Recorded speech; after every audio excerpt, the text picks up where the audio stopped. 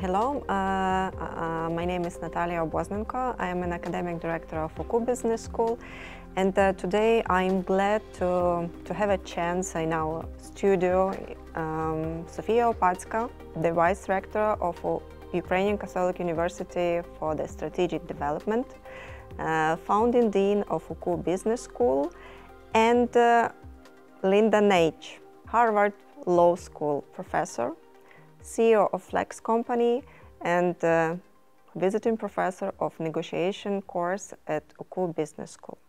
And as we decided to talk about negotiations and even in a larger sense about communications, for the start, I want to ask you very simple questions. Due to your professional occupation, you might have negotiate every day in very different contexts, in very different situations, and maybe you can share your experience, like example of your experience in communication in multicultural context. What surprised you the most? What findings did you have from the last experience, from the last examples, and maybe you have something to quote and to tell us. First of all, thank you for having me here.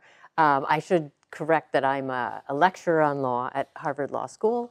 So I teach a course there, but I also practice in a law firm, running a business unit, and also do programs like this. So and what's helpful about negotiation is it's different in all those contexts, but the fundamental principles are the same.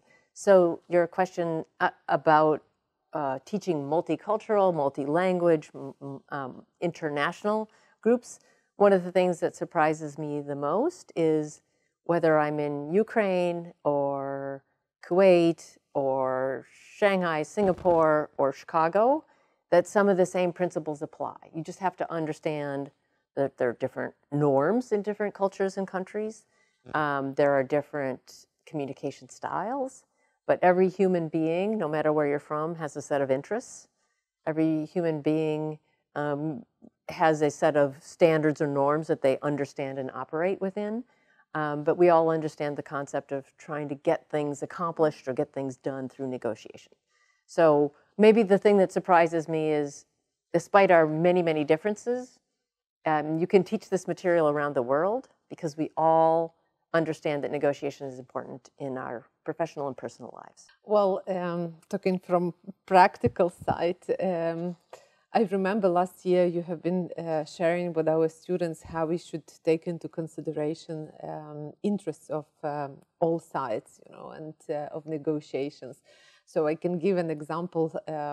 Despite the negotiations with my teenagers at home every single day and many times per day, today we had wonderful example. We have partners in one of the international projects from Belgium, and we have to sign an agreement about working together on this project. And it's interesting because we have been in communication via email for, I think, like 6 weeks already, every time commenting, giving different versions of how we can word these points in the contract. And today we finally had a normal conversation over Zoom, and how quickly we have resolved all the issues about which we have been writing to each other long emails.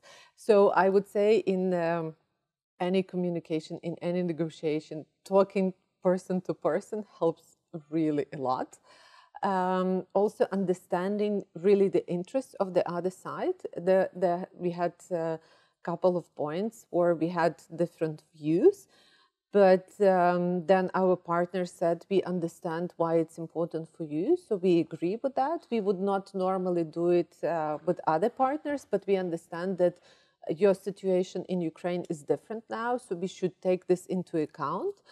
Also, for us, it was very important to explain why it's important to take this into account, but also how we will take into consideration their rules.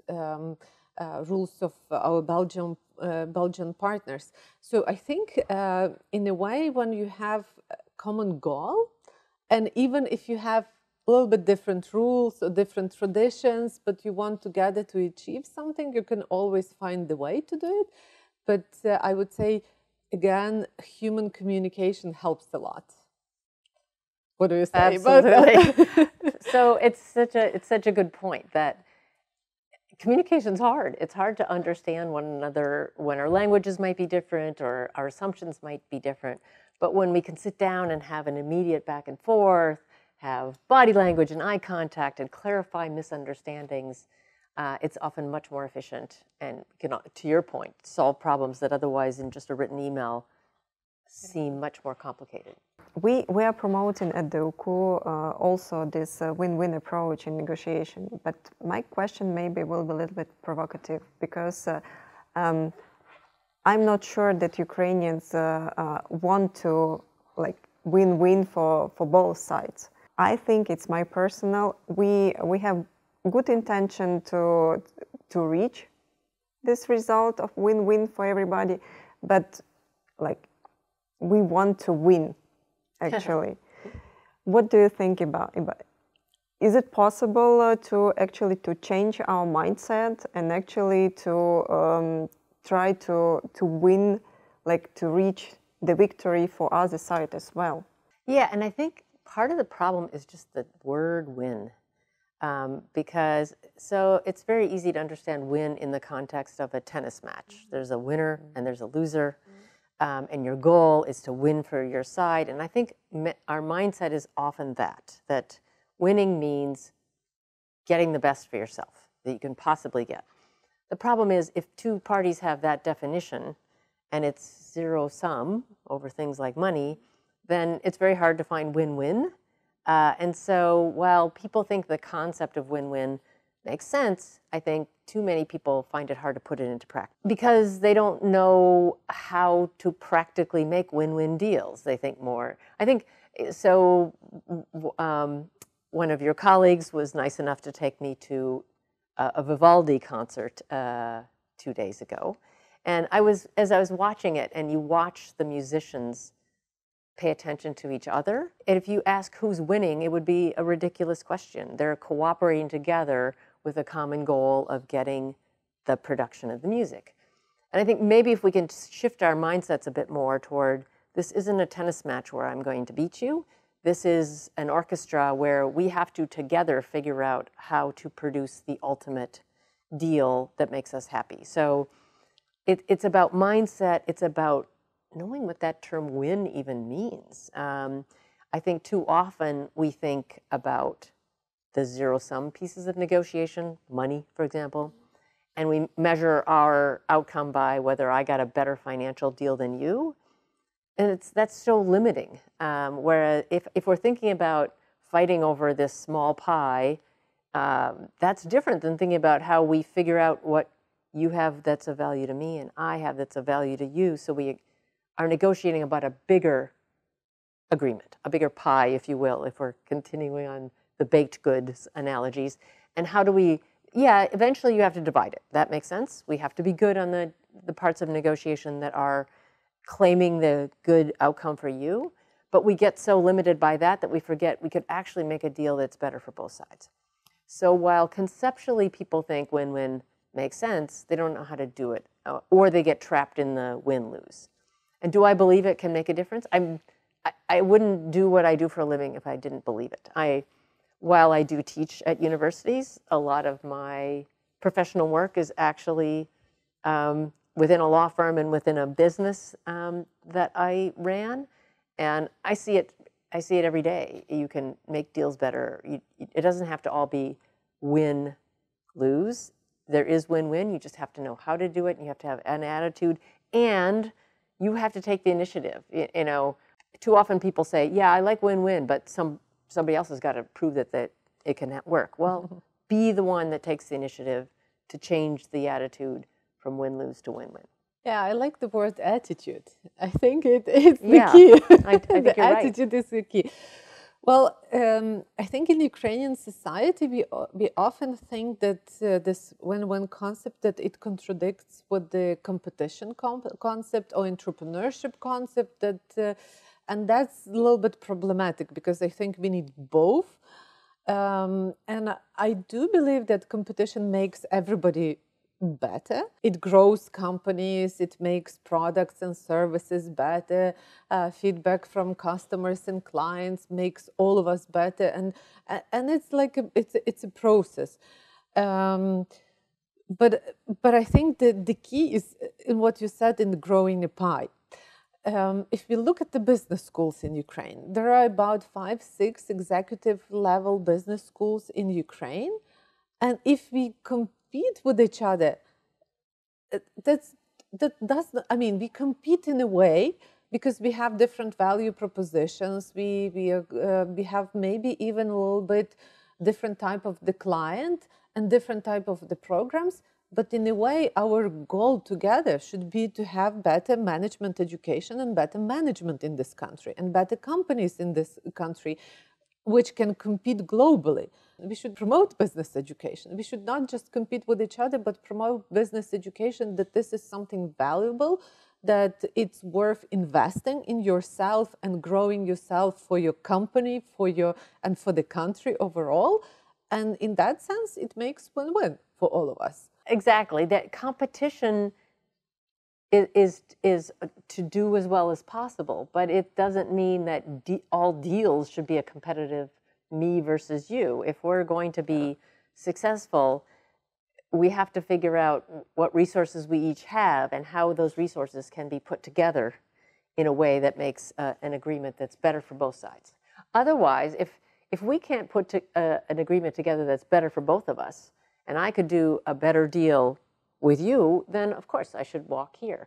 But if I don't have a good alternative, then you and I together should try to figure out how to make whatever we're talking about better. Or maybe all three of us. Or maybe all three of us. All three of us can do much more. Yeah. And again, Ukraine is in such a situation when we have so limited resources, human resources, first of all, that if we put them together and partner and make it win-win, we can achieve much more.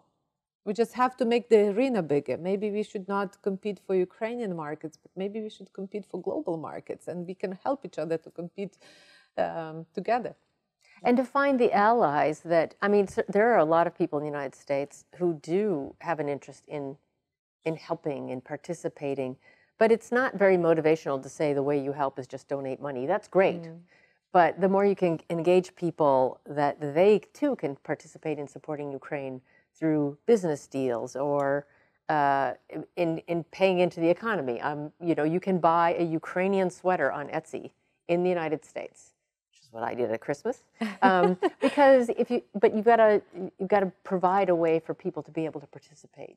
Yeah. Thank you. And I want to return you a little bit to the teaching at the university. And last year we had a common experience having first in Ukraine Road to Recovery course. And it was very interesting and hard to implement project. We united 11, if I'm not mistaken, professors from Ukraine and from abroad, and it was 40 students also involved in this project. And actually, Sophia was the designer of this course and the leading professor, and you, Linda, you were one of the leaders of one of the projects. And actually, my question, how was the work with your Ukrainian students from different faculties, from different age actually, and what was the topic of your project and how you develop this topic in your project in the final presentation? Great. Well, first of all, I'd have to compliment you on the idea of putting this program together because it was very innovative and there was just a lot of flexibility. And a topic like negotiation is so broad. The first challenge was the team of students that was working with me was to figure out what specific project within this broad course of negotiation they were going to tackle. And they debated everything from grain through Poland to negotiating with U.S. Republicans, to negotiating with Hungary. So it's just a point that negotiation is so broad of a context that part of the challenge for this team was to narrow down their focus. And I was less of a teacher and more of a facilitator, mediator, moderator, as the students themselves had to negotiate with one another to find the topic. So it was almost a negotiation within the negotiation about what to cover.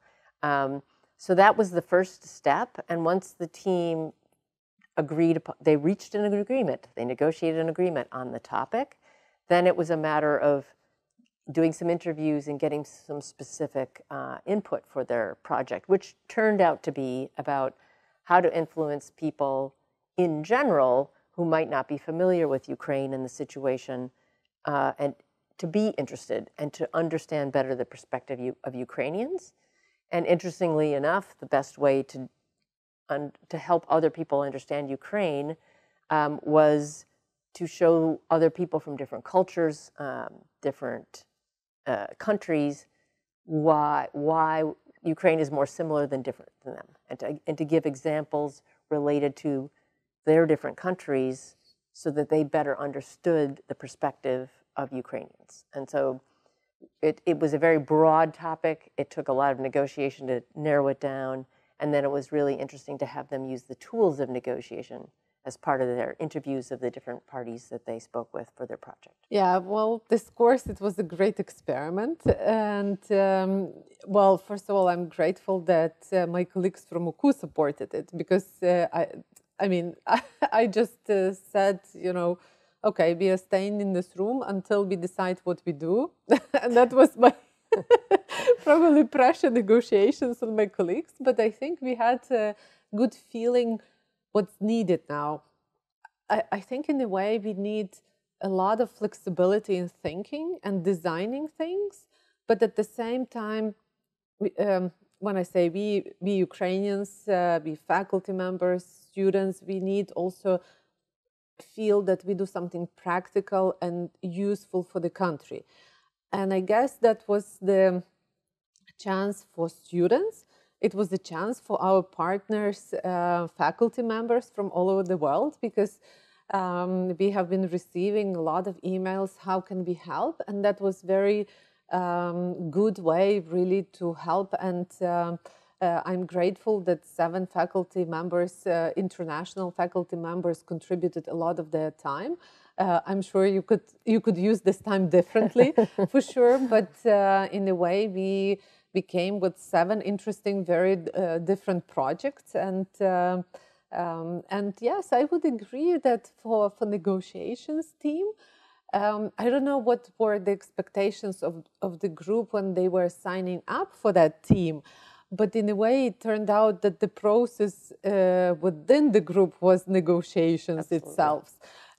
And in a way, probably we could see also different, different approaches, because somebody was expecting someone else to take the lead. Some people took the lead and actually kind of directed the group in this topic. So I think it was, for them, it was experience in the process.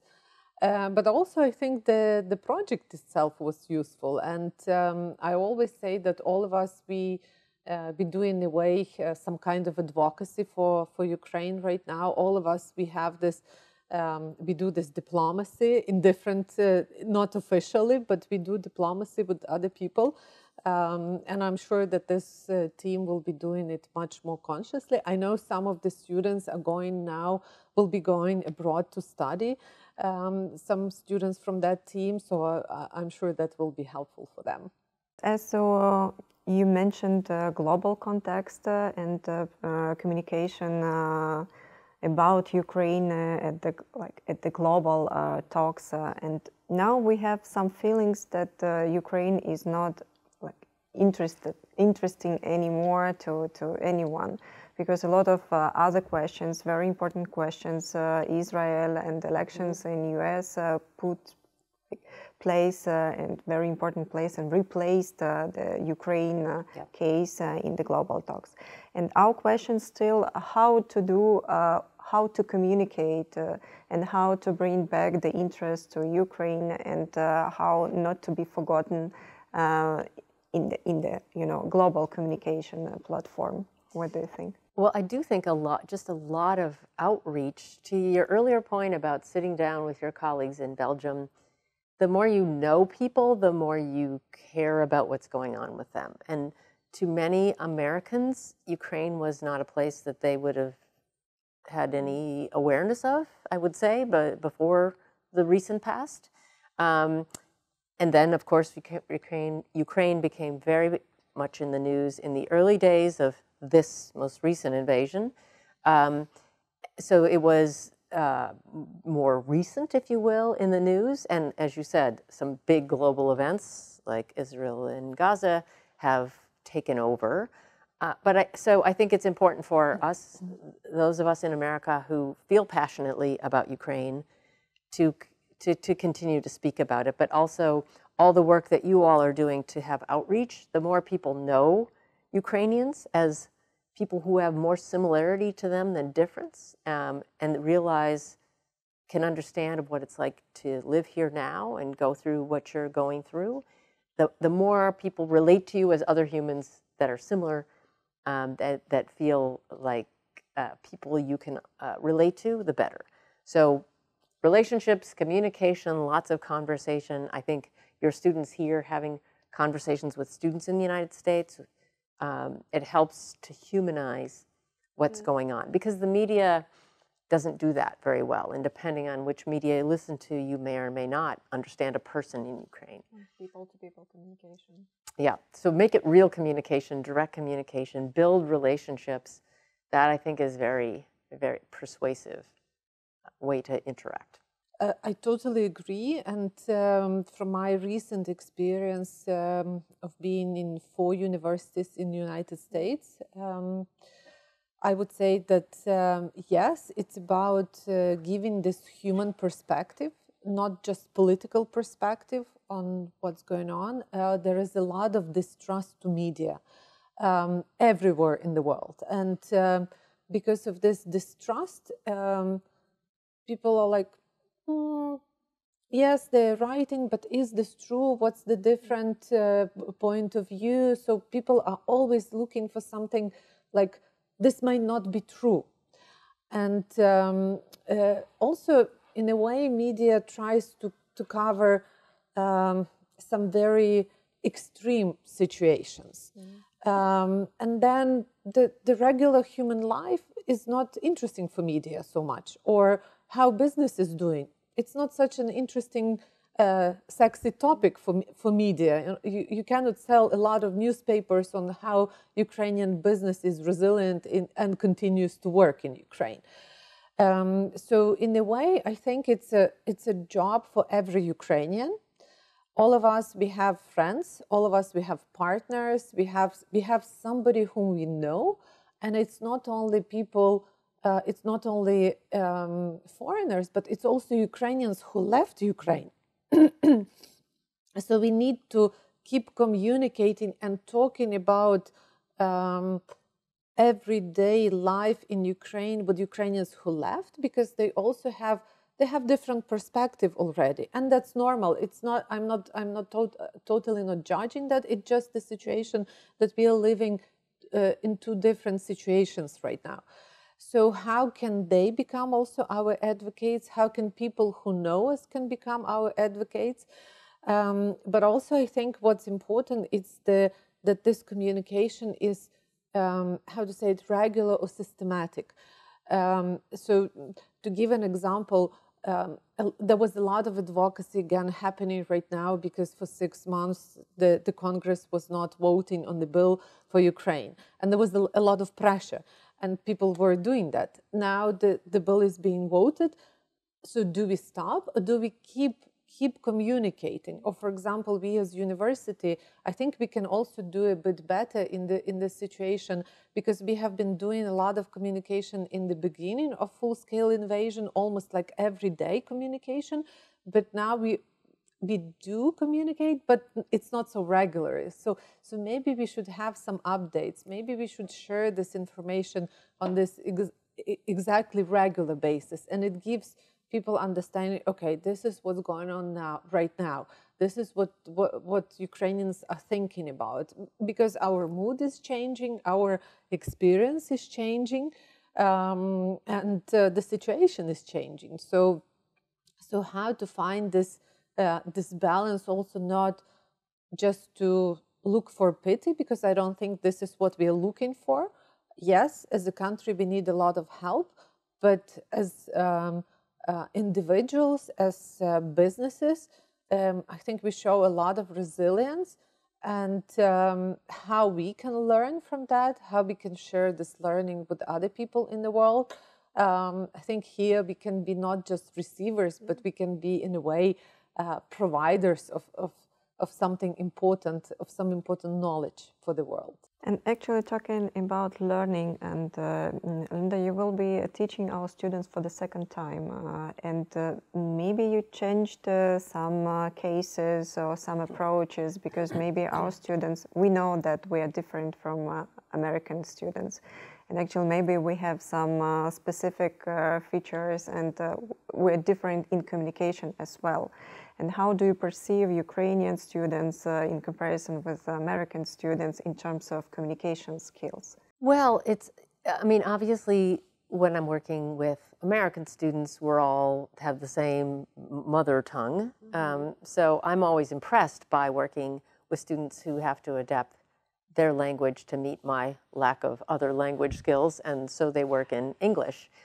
So right from the beginning, there's a bigger challenge around comfort with just daily communication. So I think what impressed me here, you know, even in the course I teach at Harvard, it's often very international. There are often students who are from not only the law school, but from the Kennedy School, which the Tufts University. They have a lot of international students. So it's a mix of Americans with international students. Here, with Ukrainian students, one thing I've noticed is just a real appreciation to learn, like a sincere interest in being in the course and improving skills. And there's I think an enthusiasm for learning and really good listening skills. It's hard to explain, actually. It's hard to explain. It's one of the things I said a lot when I went back, was I was surprised at how somehow the communication, even with people who don't share my native tongue but speak in it, I felt the quality of the conversation was very high, because people listened, people asked questions, they tried to summarize what they thought I was intending to say to make sure we were on the same page. So what impressed me was the quality, not only of just English language, but the quality of the way they communicate. People listened to each other. People were respectful even when disagreeing. That was something I think you could teach, this group of students could teach other people, is how do you really listen to people? How do you make sure you're being understood? How do you express what you want in respectful ways? I was impressed by the quality of the communication. Thank you. And Sophia, you also have an experience to teach in a multinational group of students, and especially American students and Ukrainian students together. How do you feel being Ukrainian teacher and professor in this multicultural context? And what do you perceive in American students and that we don't have in Ukrainian students? Maybe they're more similar than different. Cannot even say. It's hard to say, isn't it? How different we are. Well, yeah, I will actually have today a class where we have Ukrainian students together with American group of students. I mean, we were very, how to say it, with my colleague professor from Notre Dame, we took different approach. We just said that that's their class, and we helped them to prepare, and we step back and they run the whole show. So we just create a space where it's important for both sides to find how the discussion goes. Even moderators are students. Of course, we gave the framework, we gave the case, which we would like them to discuss. We also, I talked with my students about what they can share. They will be sharing how is it to live and study and to work in the environment with war. But I think it's important to trust a lot. And sometimes it's difficult, because if you don't control, you're kind of, okay, where does it go? But I think in a way, if you trust students, if you trust the group, if you trust the process, then somehow it will eventually get to the point where it brings value for everyone. Yeah, so I don't see this big difference. Maybe where Ukrainian students can improve, sometimes I feel that they can be better prepared for the classes. So the idea of not prepared with the pre-reading. So I see that Ukrainian students are not so used to do the pre-reading before the course. So that's when, you come to the class and only half of the group read the case. And then you have to be creative. What do you do with that? How do you organize everything? I'm usually prepared with Ukrainian groups for that. I think American students are much better with the pre-course, pre-class preparation, maybe stronger with the arguments. We are getting more emotional, especially now when we go through the topics which are for us very painful. Topics, for example, in my course related to how companies behave in right now, and how they are not leaving Russian market, how much they pay in taxes, and in Russia, which actually funds the war from Russian side. So for us, that's very personal issue, and it's difficult to differentiate for us. Is it personal or is it business decision? Is it emotional decision? And also, I don't say that it has to be separated totally, but how to find that balance. That this is pretty complicating, I would say, for us. Thank you for your answers. But to conclude our conversation, I would like to ask you, shortly, maybe 3 advices or 3 rules of great communication. I'm a big believer in good listening skills.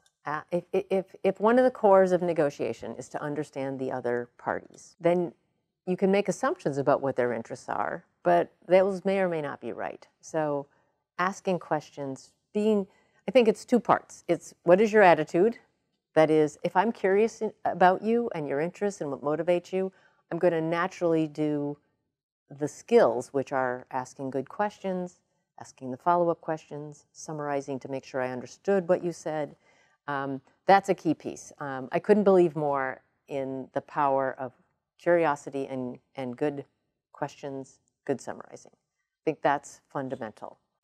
Well, that's not my area of expertise. I just have to practice it from time to time. But I would say that maybe I will have different message again, that all Ukrainians, we have to understand that now what we are communicating is it's very important, not just for us personally, it's very important for the whole country and where we are moving as the whole country. So I would say that maybe we should feel a little bit more responsibility for that. What do we communicate? How do we communicate? And remember that the better we communicate with more people, the better as the country we can make in this situation. Thank you for this conversation. And actually, it's a good advice to start listening in terms of, in order to be a good communicator and good negotiator. Thank you. Thank you. Thank you, Linda, for coming. It's a great opportunity for our students. So And thank you for this conversation. I enjoyed it a lot. Thank you for inviting me. It's an honor to be here. Thank you.